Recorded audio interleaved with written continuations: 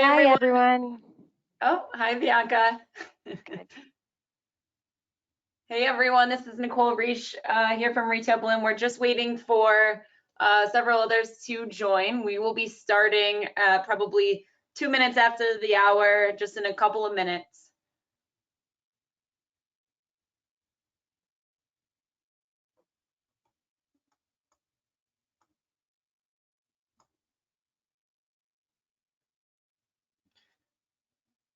If you've already joined today, again, I just wanted to let you know this is Nicole Reich calling in from Retail Bloom. We also have Zach from the Walmart.com team here and Gary from Solid Commerce.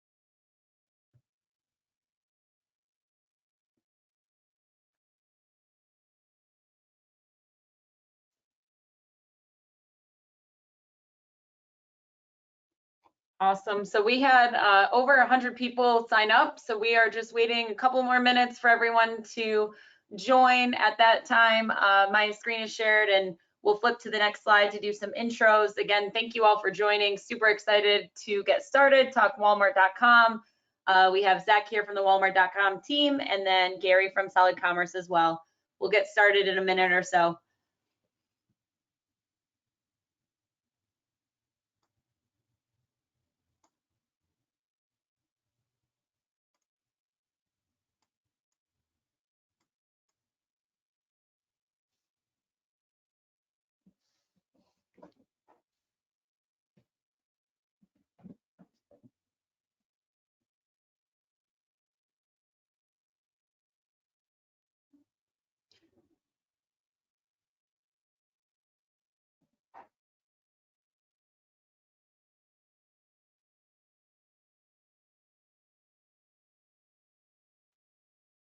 All right, before I get started, Gary and Zach, can you just unmute? Let's just make sure I can hear you. Good morning, good afternoon, Nicole. All right, and Zach. Hi, Nicole. Hi, Zach. All right, thank you both for joining. I think we are going to get started. For everyone, again, just quick housekeeping, just wanted to let you all know this session is being recorded and will be sent out in the next couple of days or early next week, worst case scenario. So if you have someone on your team you think would find this helpful after we go through it, please feel free to forward them that link. And then as well as you'll have a copy for yourself too. So getting into the presentation just a little bit today. So we've got a lot of interest from our partners regarding marketplace expansion, specifically through Walmart.com. So with this interest comes questions, and we're excited to answer some of those hopefully today. For timing expectations, we are planning about 45 to 50 minutes of content with Q&A to follow.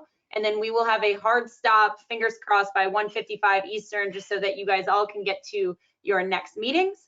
If you have questions throughout the presentation, please feel free to submit those through the chat, and we'll try to answer those throughout the deck or at the end. The more questions, the better. We love to hear them. We also have gotten several before this webinar, so we'll add those to the end as well. And then before getting started, we just want to take a couple of minutes to introduce ourselves. I will first pass it over to Gary Chavez, Chief Revenue Officer from Solid Commerce. Thanks, Nicole. Yep, Chief Revenue Officer at Solid Commerce, where my mission is to help our sellers expand to new channels and acquire new customers and thereby increase their sales incrementally. I've been at Solid Commerce for 5 years. I've been in e-commerce for 15 years, and prior to Solid Commerce, I ran global e-commerce for Live Nation Artist Services. So thanks everyone for joining us, and happy to be chatting with you today. Thanks, Gary. We also have Zach, Associate Director of Strategic Partnerships from Walmart.com. Before I hand it off to him, I just wanted to give a quick thank you to him and as well as everyone on his team. We have dedicated a lot of time and resources to starting our Walmart.com partnership, and I cannot say enough good things about Zach and his team. So Zach, over to you for your intro. Yeah, thanks, Nicole. And yeah, my team is fantastic. My team and I, we lead the technology and agency partnerships for Walmart Marketplace with specific goals around helping sellers succeed and to drive overall marketplace growth. Really stoked to be here. Love the work we've done together to expand our agency playbook to include Retail Bloom, and Solid Commerce has been a great partner of ours for a while now. So love the collaboration here across teams, and then also just always excited to meet and engage with sellers. So really happy to be here. Can't wait to deliver the content and get into a robust Q&A with you all. Awesome. And then lastly, I'm Nicole Reich, VP of Sales and Marketing and one of the co-founders of Retail Bloom. If you don't know about us, we're a full marketplace agency for brands and manufacturers looking to improve or expand online marketplace presence on sites like Amazon, of course, Walmart, eBay, and both domestically and internationally. I kind of like to say, as we get in discussion with Solid Commerce, if Gary and Solid Commerce is step one of how to set up your back end, how to do operations, Retail Bloom is really step two in considering how you can drive growth and actually increase sales, increase conversion on the sites. So in addition to Retail Bloom providing some background on strategic tips at the end, I will also be moderating this. And with that being said, I want to flip over to the agenda. So for today, we will start with Zach to do two things. First one, Walmart insights and business direction, followed by some best practices when you think about applying for your Seller Center application.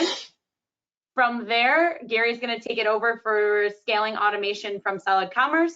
And then, like I said, I'll finish up with some help from Zach on strategic growth tips that we've learned over the last several months to help our brands grow on the platform. So with that, I will hand it over to Zach. Great, thanks, Nicole. Let's get right into it. Next slide, please. Okay, just running through sort of like the why into why everyone is excited and thrilled to be able to extend their business to the Walmart Marketplace. Just briefly running through the slide here. Today, Walmart serves customers like no one else can.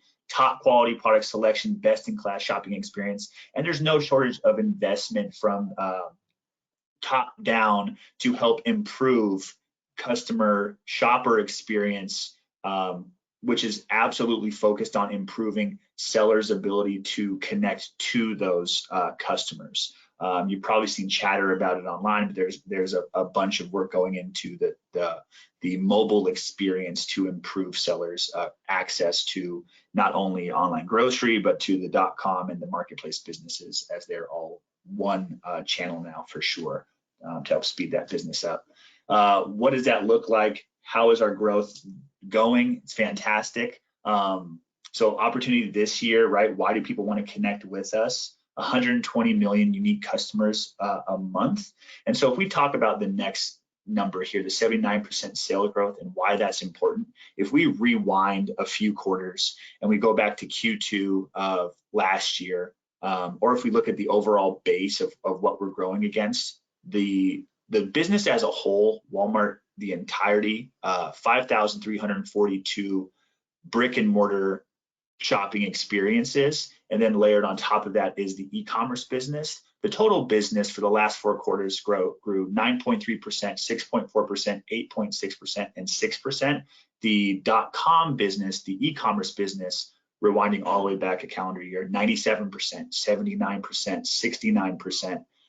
And then if you look into Q1 of this year, we hit another 37% growth on top of Q1 of last year. So really, really compounding growth in our marketplace, which means not just opportunity for you guys as sellers, but also compounding focus from the leadership within Walmart in its entirety. And just a quick caveat, these numbers as we report them, 79% sales growth is e-commerce as a total, so all of our 5-channel e-commerce business.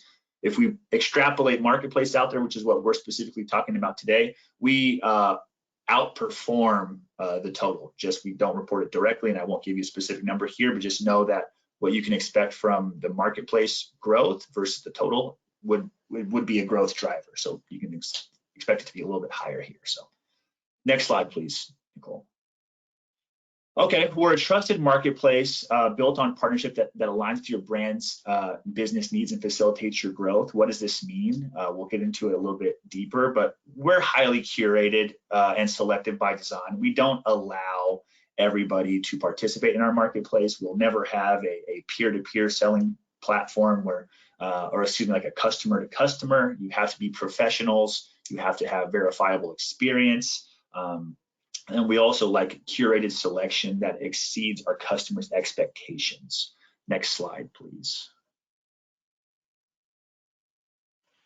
Who shops with us and why do you want to connect with them? Our .com business is a very affluent customer. We also are really close with regards to our retail footprint that over 5,300 brick and mortar locations across the country. 90% of the US population lives within 10 miles of a Walmart store. So they're constantly reminded of the opportunity and the dedication to the customer that Walmart is committed to, and extending that promise to the customer through our marketplace business allows you as e-commerce merchants to really step in and connect and thrive off of that environment that we've built. More than half of our online shoppers are married and partnered. Nearly half have children. So the opportunity selection really knows no bounds with regards to like the categories you can sell into. 56% year over year on Walmart digital platforms. Searches increase. So we're seeing a deeper penetration from our customer base as they come to Walmart, starting their shopping journey there and looking to discover new products from Walmart.com. Yeah, closely managed, selected by design. I touched on this a little bit before. That empowers the success of our sellers. Our partner selection process fosters a community, professional, and retail experience trusted by customers and partners alike. What does this mean to you? It means that you have a greater share of the customer base seeing your products. It also means that you have less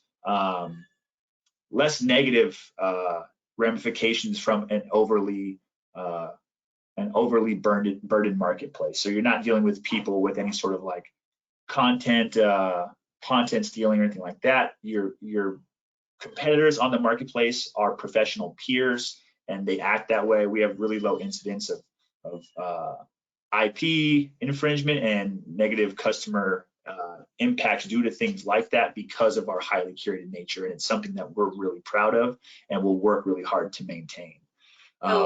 Zach, really quickly there, not to interrupt you, but yeah, no problem. That was a really nice way of saying that you don't have thousands and thousands of sellers that may not have the best interests of the customer and constantly are hijacking listings, providing counterfeit product, doing kind of what we call black hat on other platforms, right? We don't see a whole ton of that, and I think that Walmart's done a really great job of funneling those bad actors out through the application process. So I appreciate that, being on the Amazon side where we're working with brands that are very established, right, who have great products, who are doing what's best for the customer, and then sometimes we struggle with all of a sudden having a picture pop up that is completely different, or getting counterfeit inventory into fulfillment centers that end up going to the customers and then they leave bad reviews when it's not even their product. So hopefully that's, I just wanted to add that little caveat. Maybe we're in a better position to talk about some of the struggles that we all know on other sites that you guys don't have as much. Absolutely. And, you can verbalize it in ways that I can't. So thank you very much, Nicole. I appreciate that. Absolutely. And spot on. Moving on, the marketplace tools and resources we're investing. Oh, sorry, just the last slide real quick, just to make sure we round out there. Bottom left corner, no setup or monthly fees. We don't charge you to have a professional account on our marketplace. So don't anticipate that you have to budget in, $45, $30 a month, whatever it might be. So that's definitely a specific benefit that we have on our marketplace. Okay, competitive referral fee percentages that vary by category and that are honestly getting more competitive the more energy and resource we put into these to help empower sellers to really wow our customers here. So these should be in line with basically industry standards. Something we've done now, I think the highlighted ones with the dark blue are those of which we had most recently reduced. And we're also working on finding ways to improve the real small and light to help return some margin to help cover for shipping there as well. So, and just to encourage the audience, if anybody has questions, please drop it in chat. We won't get to them during the presentation, but as soon as we're done, that'll help us to sort of drive that conversation forward. So you guys hopefully have understood a little bit as to why people want to join the marketplace. Here's the qualifications on who actually qualifies. Like I mentioned, highly selected and curated. The selected piece is what we're going to cover here. So we look for experienced e-commerce sellers, and all this information has to be easily verifiable.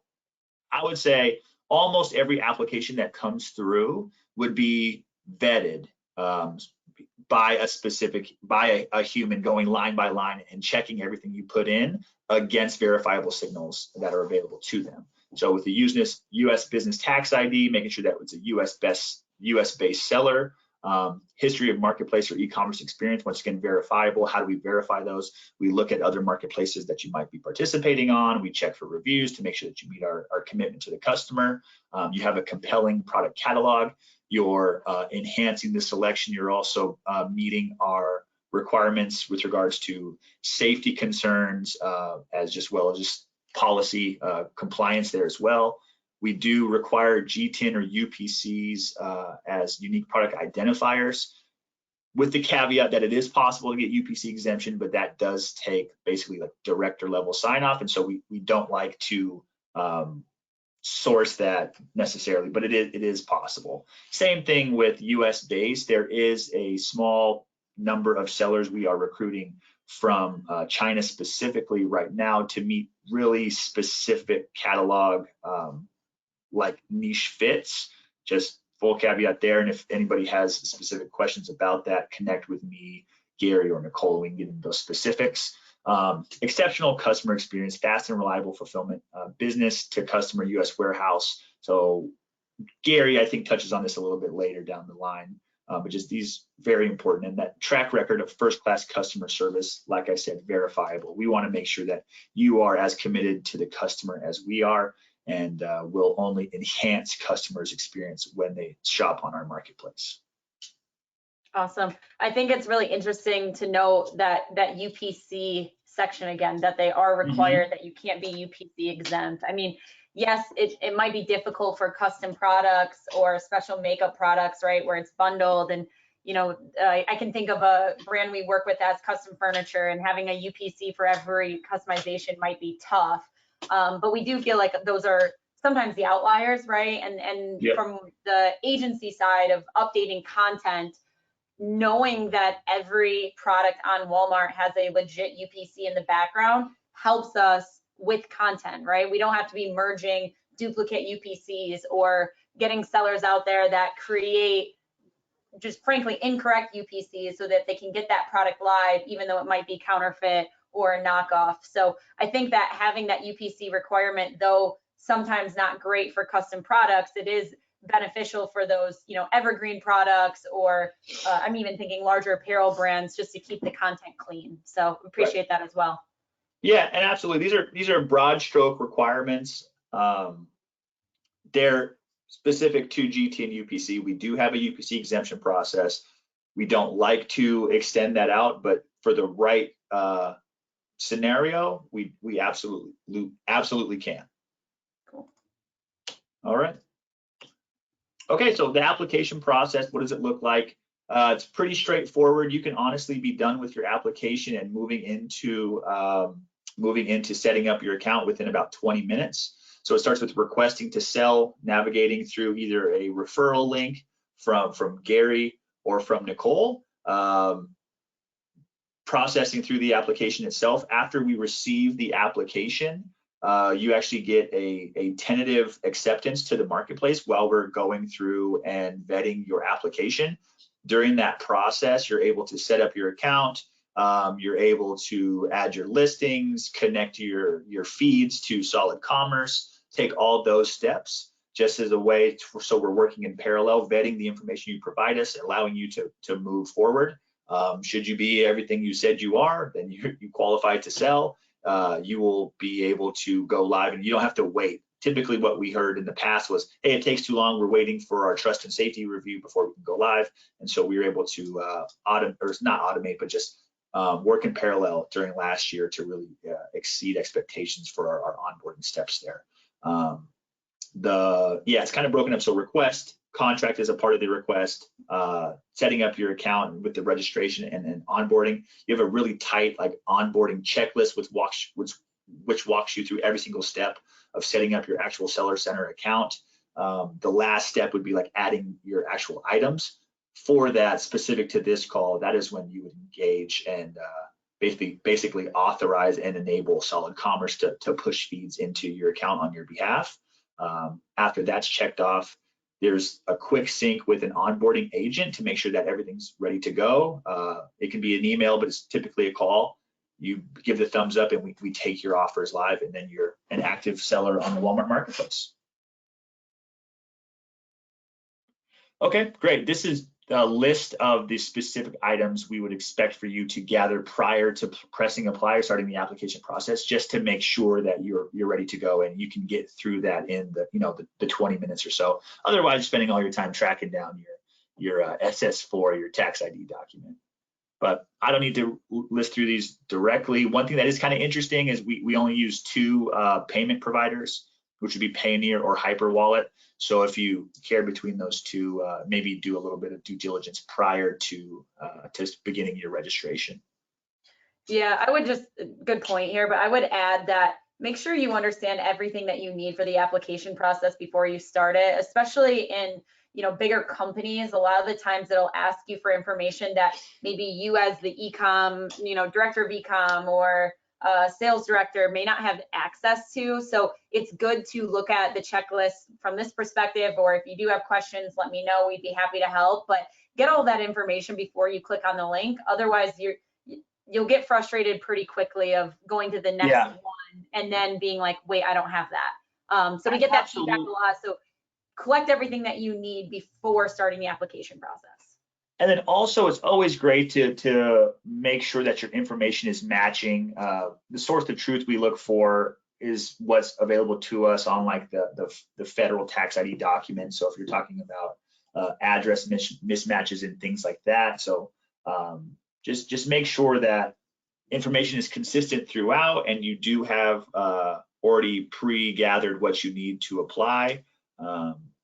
We do have support. I'll touch on it a little bit later. I can touch on it now, though. If there are specific questions as you're applying, obviously you have resources available to you based off of the connections that we're talking about on this call with Solid Commerce, with Retail Bloom, with myself and my team to help with the application process. A lot of what my team does is to support the onboarding of sellers from our tech and agency partners.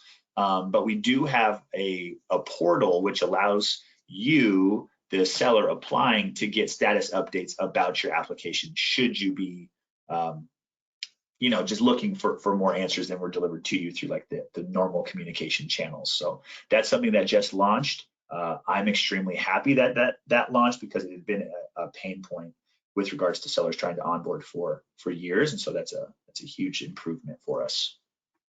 Cool. Yeah, all right. Repeating kind of what Zach just said, we are getting questions, just so you know. I can see them, and I will be sure to try to answer those and ask Zach or Gary, because a lot of them are related to Solid Commerce. If they don't get answered, we'll ask those at the end, just as a heads up. Thank you, Zach. So next part, getting started and scaling with automation. At this time, I'm going to hand it over to Gary. Great, thank you, Nicole, and thank you, Zach.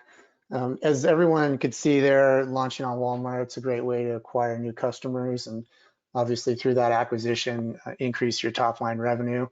Lots of questions on how to get started. I think Zach did a great job covering many of those. There's also the question of, once I get started, how do I operate efficiently? So we'll jump into both of those topics here now going forward. Just taking a step back and looking at the e-commerce ecosystem, in particular the front-end channels, has been a proliferation of sales channels to engage your customers. With that proliferation comes an opportunity to deepen your relationship with them, and you get those repeat impressions across the different channels. You're building brand awareness, and you're moving the customer towards a buy decision. But with that opportunity in those new channels including their challenges, including pricing and updating optimized product content across channels, managing inventory excess, et cetera. Basically, more channels means more opportunity, but it takes work to get there, and being efficient is the key. And so once you are successful, you want to make sure once you have a new buyer or a repeat buyer that you're fulfilling your brand promise through excellent operational execution. And we'll look now at what makes that possible and also some of the challenges.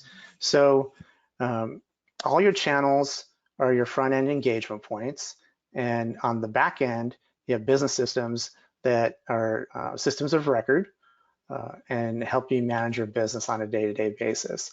And so that, in essence, is headless e-commerce technology stack. So if you hear headless e-commerce, just think front-end control of my presentation layer across different devices and channels to create a real customized customer experience.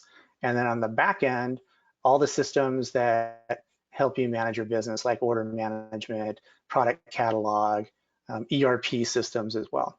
And the key to headless e-commerce is the front end and the back end. By detaching the front end, it gives you all that creativity in how you engage your customers and what that customer experience looks like. But then you have an application layer, a integration layer between the front end and the back end.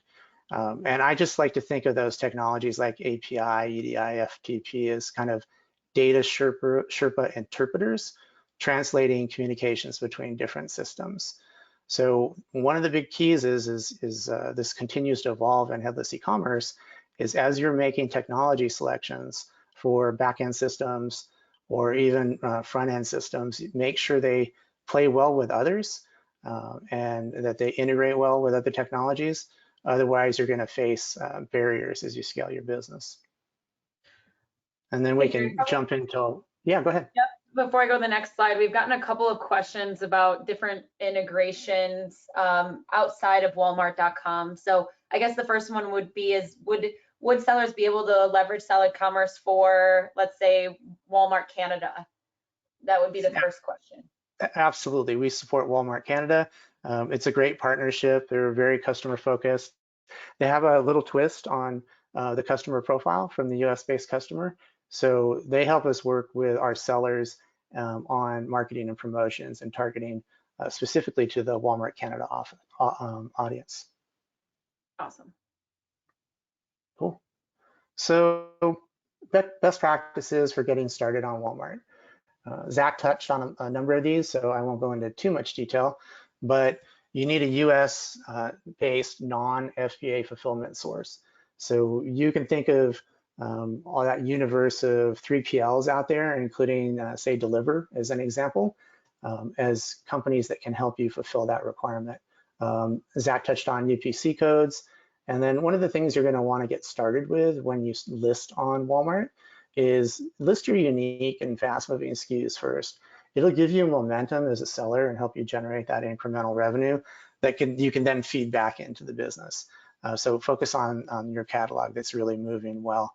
And then price competitively. That's pricing parity as well as pricing leadership. Pricing parity is basically don't sell your products at a dramatically lower rate off Walmart and then be selling them on Walmart at a higher price. That's not a good best practice. So competitive pricing on Walmart with other channels. And then also with regards to price leadership, that refers to when other sellers are selling your product, and the same sort of rule of thumb, the pricing just needs to be competitive or you can run into challenges with your listings. Yeah, actually, Gary, I'll go back a little bit. So I jumped the gun on that next bullet, but wanted to add some context here. So everyone knows about the pricing challenges as it relates to suppressed buy box or MAP violations or buy box loss on Amazon. We have been on the brand side educating and encouraging our brands to get e-com policies, MAP policies, know who's selling your products, use pricing softwares. I mean, we have some available at Retail Bloom if you need some, but as a brand, it is your responsibility to be monitoring and being aware of what your products are being sold for across all platforms. So we talk about this on almost every single call. It's just as important as on Walmart as it is on Amazon. I will tell you, as this was kind of one of my tips, but I guess we'll talk about it now. As a seller on Walmart, you can sell the product for whatever you'd like. However, they have a module or a tab within Seller Center that shows you, here are all your products that are not competitive, and it'll send a link so that you can see, hey, this one we can't sell on Walmart because if you click on this link, it takes you out to Amazon, eBay, whatever site it might be, and it's lower. So yes, you can set the price, but only to the extent that it is still competitive. So Walmart is just as aggressive as other marketplaces to make sure that they are providing their customers with the lowest prices, and they're forcing the sellers and the brands to get on board with that. Thanks for that, Nicole. And then there's the required minimum product data. Walmart has done a lot over the last year to make this part of the process easier, but you're just going to really want to make sure, as Zach and Nicole discussed earlier around the application process, that you have all your data ready to go before you start listing, and that you're really aware of the data requirements to have a successful listing pushed to Walmart. They have a really great seller support portal where you can easily find those requirements along with performance requirements, et cetera. But make sure you've got great product data before you start listing. Otherwise, you'll run into errors like category missing or category wrong, things like that. And then seller performance standards. You want to be aware of that as well. Obviously, you want to maintain a great customer experience and a great Walmart experience. Some of the performance standards include plus 99% on-time shipment rate, also valid tracking rate of 99% and less than 2% 90-day defect rate.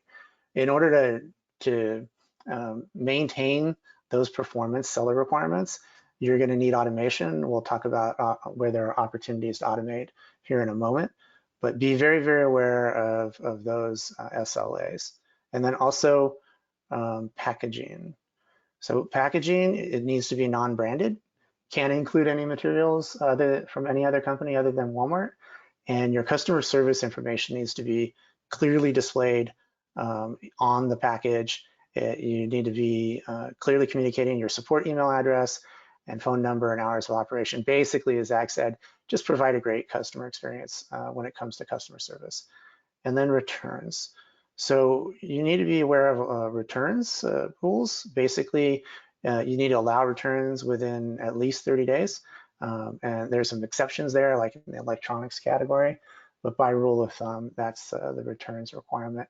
And the window for returns starts 7 days. Yeah, 7 days after the item's ship date. Then we can look at opportunities to automate. So one of the things you need to do in order to scale and automate across the e-commerce tech stack that we looked at earlier is move your customer data and purchase data to back-end best-of-breed SaaS solutions. The SaaS solutions all have web services. They all talk to each other easily. Oftentimes, there are out-of-the-box connectivity between systems like Shopify and say Solid Commerce, or Walmart and Solid Commerce. So make sure when you're making technology selections that they're open systems. And then obviously product listing and optimization. You're not going to be able to do that at scale without some solution. It doesn't have to be ours, but you're going to need a solution to manage product listing and optimization on an ongoing basis in an automated way. And then there's order routing. Order routing is, you could set up rules around how to route an order to a warehouse. It could be lowest cost, or it could be FIFO or LIFO, some rule around accounting. But you're going to want to make sure that you can automate that, because there's no way that you're going to manage that on a manual basis. Same thing with proximity routing. Proximity routing will route an order to a warehouse that's closest to the buyer in order to minimize on shipping costs. And that's a great way to make sure that you can scale efficiently and profitably. Repricing, you need that as well. If you want to win the buy box, you want to reprice against your competitors through certain rules, either percentage of discount off of their pricing, or maybe have a floor, that type of thing. You'll use a repricer, and there are lots of them out there. And then shipping rules. Shipping rules will translate the shipping service selected by the buyer on Walmart into a carrier service. And so let's just say someone wanted a 2-day delivery, and that's what they selected on Walmart. Automation will allow you to then translate that into USPS priority or UPS ground or 2-day service, whatever the service might be. You can set all that stuff up in advance, and then as your orders are flowing through and routing, those rules will be applied. And then inventory management, everyone understands you don't want to have, you don't want to oversell and have to cancel orders. Also, you can do things like create scarcity with inventory management rules and only show a portion of your inventory as, buy it now, there are only 3 left, that type of thing. And then lastly, customer communications, things like post-order delivery, surveys, CSAT surveys, that type of thing. So automation's key if you're going to scale your business across multiple channels. And then just briefly, I'll share a brand success story as a customer of Solid Commerce's, Bissell. They're over 100 years old. They sell cleaning products. They had a great year last year. They extended their reach last year to 3 additional channels on top of the 4 that they added in 2019. They did 2x the 2019 GMV in 2020. Part of that's COVID lift, and part of that was channel expansion. The vast majority of that incremental revenue was driven through expansion to Walmart, which is a really great match for their brand. And then ultimately, the technology we used was API, EDI, and FTP. Again, just technology that helps systems talk to one another. Awesome, Gary. A question on Bissell. Did they have a 1P business and then a supplement 3P business, or what did the selling strategy look like on the platform? That's right. And so they did have 1P, and then the 3P was they created customer segments where they created separate brands for each segment. And so that dog in the background, that's pet care brand. And they created a collection product catalog of products that specifically are targeted towards pet owners. And so they created multiple brands, those 4 brands. They launched them across the 11 channels, and they did that as 3P. Awesome. Yeah, that is one of the things that we find with the brands that we work with as well. So let's just say that you are selling directly to Walmart in store, but maybe sometimes they don't pick up the entire catalog, right? Or maybe they had the entire catalog, but then they stopped purchasing certain products for whatever reason. We've worked with brands to then get those live back on the 3P side, either through a 3P seller or through their own Seller Center account. And then as that product gains traction, the Walmart team sees that, and a slam dunk is, hey, they come back to you and say, great, this product's taking off on .com. We want to have it in store as well. So that's really a win-win across the board. But let's just say that they don't pick it up in store. It's still you're targeting a different audience when you go online with the .com site. That's right. And all of these brands had their own .coms as well. So, Gary, before I cut you off, anything else? Any last comments on that section? No, we're good to go. Okay, awesome. So we're going to take a brief second pause here, mostly to do some audience engagement, which I love. I'm getting the questions and comments, so thank you for doing those as well. But before we transfer over to kind of that growth or strategic thinking about what you can do once you get on the platform, we want to do a quick poll. And the question is how do you currently manage your multi-channel business?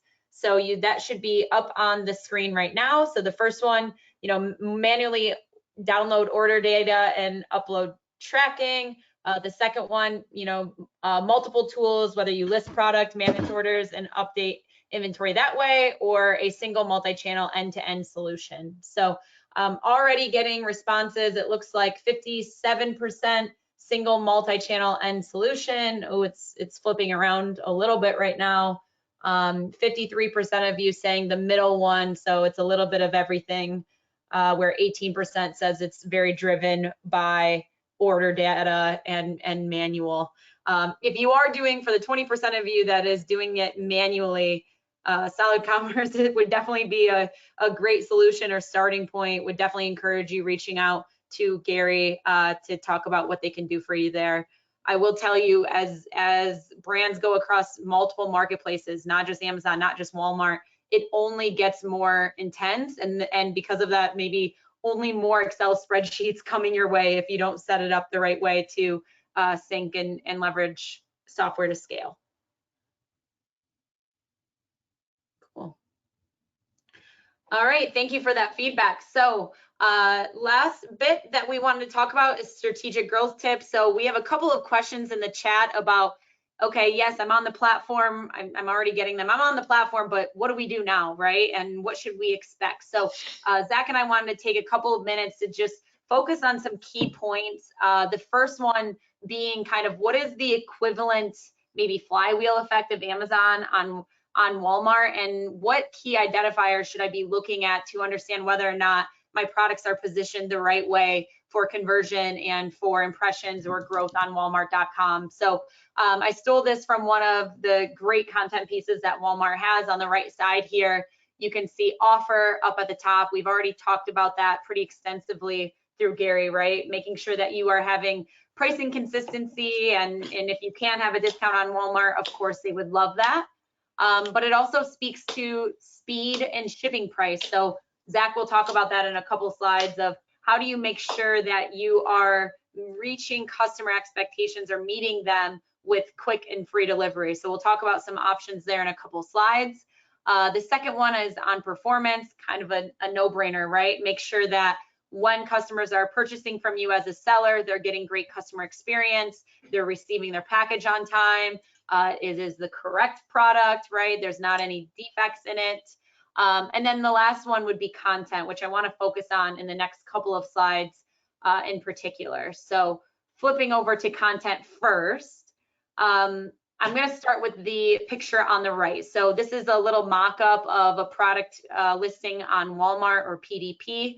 As you can tell, it's very similar to other marketplaces, right? So we have the ability to add imagery and video. We have a strong title at the top. We have pricing, reviews. You have kind of your thumbnail pictures and the ability to set up variations, very similar to other platforms. We speak about kind of order delivery, and then also your enhanced content, which I would say is similar to Amazon's A+ pages. I wanted to put this out here because the first tip I would say is that you can repurpose content from other platforms on Walmart, right? Especially as it relates to video and imagery, text overlay. With that being said, there are differences in what you can do on Walmart versus other platforms. So a good example, on Amazon, that halo image, that first image, you can't have anything outside of a white background and a picture of the product. Well, Walmart's a little bit different. So make sure you're looking into the image requirements, video requirements. Another really good check is that their title requirements are different. On Amazon, we find that the longer the title, the better it is for search, right? As it relates to the A9 algorithm. That isn't necessarily the case on Walmart. So there are some differences in the way that Walmart looks at your content and then uses those back-end terms to serve your products. So just make sure you understand those differences. One other tip that I'd like to point out, this is the number one, if you have one takeaway from this entire webinar, or to help people like Retail Bloom or other agencies in the future, is that the first person to create the UPC on Walmart.com usually has the best ability to edit that content in the future. So there is a back end approval process of who can, oops, Zach, are you butting in a little bit? I'll butt in after this comment, but yeah, we are making improvements to this specific process. Still, this holds very true.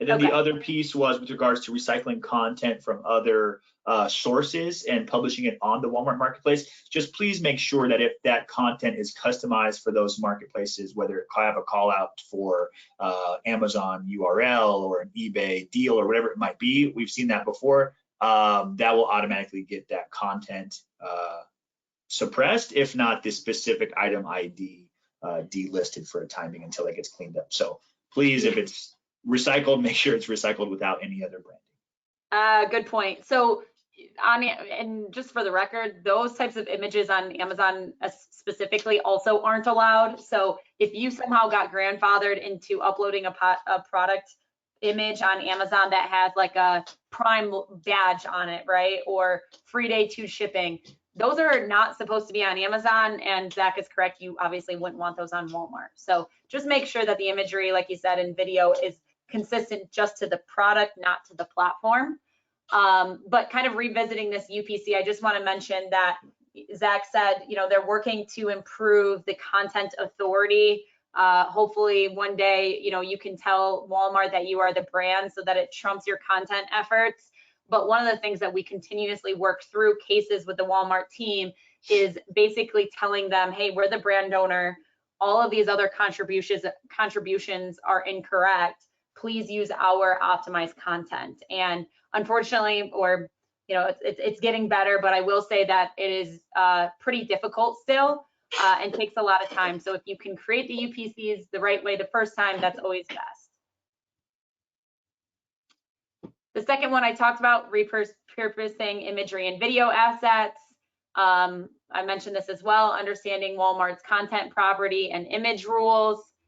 And then the next thing I actually want to talk about is this section 4 of reviews. So when you log into your Seller Center, before I mention that, you will be able to see kind of your listing quality score, which I think Walmart does a great job of saying, hey, here's the product, here's why it might not be serving. So it shows you you're not very competitive on price, you don't have enough images, you have bad reviews. So we talk about content, but reviews are just as important. And as the marketplace kind of improves and takes off and your products are getting more traction, reviews is always a big thing that we talk about, right? It's hard to take off if you don't have maybe 5 5-star reviews. So one of the good things that we found about Walmart is that you can syndicate your reviews.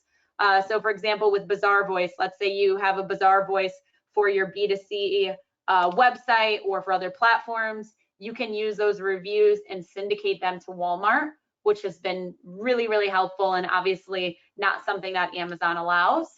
And then the second thing that I would mention is that they are launching new programs to help jumpstart reviews. So Spark Reviewer Program, partnership with Bazaar Voice.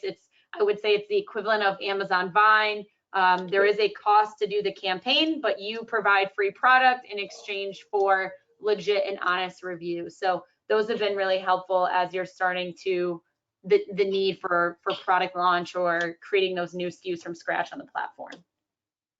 Yeah, absolutely. And the one other piece I know we discussed briefly before, we actually just made an acquisition of a company called Aspectiva, which plays in product review syndication.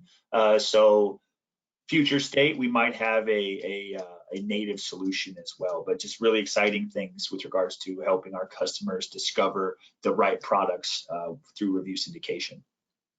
Cool. Yeah, and then, great. Yeah, go ahead, Zach. Okay, fantastic. So fulfillment and shipping options. If I look up in the questions section, one thing that stood out really clear to me is I'm already engaged. How do I sell more? What are the keys to unlocking sales velocity? Far and away, the number one thing you can do is to achieve badging on your items. The most impactful badge we have today is the 2-day free shipping badge. You can easily, based off of some qualifications on your account, apply to be a part of the 2-day free shipping program. I don't want to say it's like an automatic acceptance piece, but it's not as stringent as, let's say, a seller fulfilled prime. But you can expect roughly what we're delivering as a lift here of 40% for every item that's enrolled in 2-day. On top of that, if you look at the very bottom, the Walmart Fulfillment Services, which we're putting a ton of investment into expanding our native fulfillment solution for our marketplace. The stats I just got delivered to me was a 50% increase if your items are not already enrolled in 2-day or 3-day, the expedited free shipping programs. 50% increase if, 50 if they're not already enrolled, 30% if they are enrolled in 2-day. So even on top of the 2-day lift, the Walmart Fulfillment Services lift will provide you an extra 30% there. So that's super valuable. And we're expanding the amount of square footage we have in our warehouses to add more selection into our program. We've really cut down on the application to acceptance timeline for sellers excited to participate with fulfillment services. And if you have already engaged with the marketplace and applied in the past, just please pay attention to your acceptance, because more than likely you would have by now received your acceptance or denial, most likely acceptance. And then looking forward, we're actually expanding into like non-sort. So some of the heavier, bulkier, it's not specific to heavy, bulky, but those non-sort items, we're adding specific assortment opportunities there as well within fulfillment services. The Pro Seller Badge is extremely important because that allows the customers to identify you as a trusted seller on the marketplace. Even though the marketplace is highly curated, there still is a difference between those who engage in 2-day, have high quality listings, have really successful post-purchase quality metrics as well. And so we badge those specific sellers at the offer level as pro sellers as well, which is important. And the pro seller metrics are clearly outlined to you as a seller through the listing quality dashboard. You can see exactly where you stand, what steps you need to take to improve your standings to achieve pro seller badge. So we're really encouraged by the progress there. We are working right now to roll out specific feeds that would allow a Solid Commerce or another solution provider to ingest these nudges and these metrics into their user interface. So if you manage your business off of Seller Center specifically, you can still receive these nudges and you can still work to achieve pro seller badging. So talking about driving your sales and your success on the marketplace, these programs right here are incredibly impactful and important for you guys to have as a part of your suite of services. Yeah, and dare I say, almost borderline required, right? So to echo what Zach said, one of the complaints that we get for brands coming to us on Walmart, or maybe they have an account and we're managing their Amazon, but we don't do their Walmart. We look in their account at that quality listing score and can pretty quickly determine why they aren't seeing the lift or meeting expectations when it comes to sales. And I would say the number one thing we see outside of just content that is not updated is due to shipping, whether it be 5 to 7 days, or even worse, maybe they're selling a product for $25 and then they're charging shipping for $25. That is not going to work. No matter how great your content is, if you are not competitive with shipping and you're not getting it there quick enough to the customer, you are going to struggle to see content or to see sales take off. So super excited that obviously Walmart's investing in Walmart Fulfillment Services, because I know from the retailer side, shipping around the country in 2 days is pretty expensive. So, a response to what we're saying here is, yeah, Nicole, I get it. I need to be there in 2 days, but I literally can't when my warehouse is in Maine and it costs me $13 to get to California. So totally understand that. Excited to see the growth with Walmart Fulfillment Services to hopefully make that easier and compete with obviously other big players in the space. Cool. And then lastly, Walmart advertising, Walmart Connect. I put this last because on purpose, mostly because unlike Amazon, Walmart is still a platform for organic search and it's still ruling most of the pages. So I say that with a fix your content, fix your shipping, get your products live first before going after Walmart advertising. And once you are there, just recognize that those campaigns are similar enough in the way that they look sometimes from the front end, but most importantly, the pricing model is much different. So biggest takeaway from advertising for Walmart, it is a first price auction system. So if you bid $10 for a certain keyword, you're going to pay $10. That is not the same on Amazon. Let's say that you bid $10 for a keyword on Amazon and the next person only bids 25 cents. Amazon will only charge you 26, right? You win the bid and you pay 1 cent higher than the second best or highest bid. On Walmart, it's up to you to dictate that price. So what we recommend is starting low and then increasing, 10 to 20% your bids so that you can track that cost per click in an affordable way, as well as obviously increasing impressions. So that would be probably the biggest difference. I will say that the sponsored product ad placements are pretty cool. Like the top of search is just really, Walmart's done a really good job of being able to give the brands a little bit more room to play with when it comes to lifestyle imagery or product placement, and they also do a good job of doing it on the search pages. One other thing that I would mention is that if you are selling to store or you have products in store, we find that advertising campaigns on Walmart work really well when it's that pickup and delivery. So I would definitely leverage that if you have products both online and in store. Okay. So closing this out, we are just coming up, we're at 1:56, so we won't have a ton of time, but I do want to take this quick poll. If you could please provide feedback on who supports your Walmart growth strategy. So are you doing it in-house with an e-com marketplace team? Are you doing it in-house with the help of an agency? Are you leveraging a third-party seller? Or do you have some type of hybrid approach where you have third-party sellers and own seller accounts? So we're asking this to get your feedback, and if you're in that last option and you want to talk about different ways that we can work together, would love to do that as well. So right now it looks like it's in-house plus agency, and then also in-house with over 20% of you still evaluating options, which makes sense, right? Definitely. We say if you're on Amazon and you're doing that well, obviously Walmart is a great next step, and we'd love to help. So wanted to get to just maybe one question if we could. This one is an easy one that I just want to knock out. So Zach, you mentioned that, and Gary mentioned that you have to be a US company in order to be approved. What about for Walmart Canada? What does that look like? With regards to, can you be a US based seller selling into Walmart Canada? Yep, and maybe vice versa. And vice versa. So as long as you have US tax established, W-9, W-8 Benny, we can launch you to the US marketplace. It's a very small subset of those sellers that actually qualify, and your inventory, we're not shipping cross-border, your inventory has to be housed in the US as well. So yes, you can be a Canadian corporation selling through walmart.com, but you have to have tax liability in the US, and you have to have your freight forward option as well.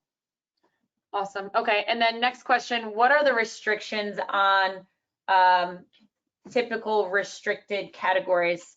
So tobacco, alcohol, any tips on that? Or and if you don't know them, we can send out a list of those restrictions in the follow-up email too. We had a question on that. Yeah, I saw the question with regards to the vape product. That more than likely would not be accepted on the marketplace, but to get into the specifics, it's much more to the advantage of the audience if we just send that out as a follow-up. Perfect. Okay, cool. And then we probably had another 8 to 10 questions that we weren't able to get to today, but what I will say is that in a follow-up email that we'll be sending out shortly, again, you will get a recording of this entire deck, and then maybe we'll include an FAQ of the other questions that we got we didn't get to today. So final thoughts, Zach, I'll pass it over to you. We're coming up at the top of the hour.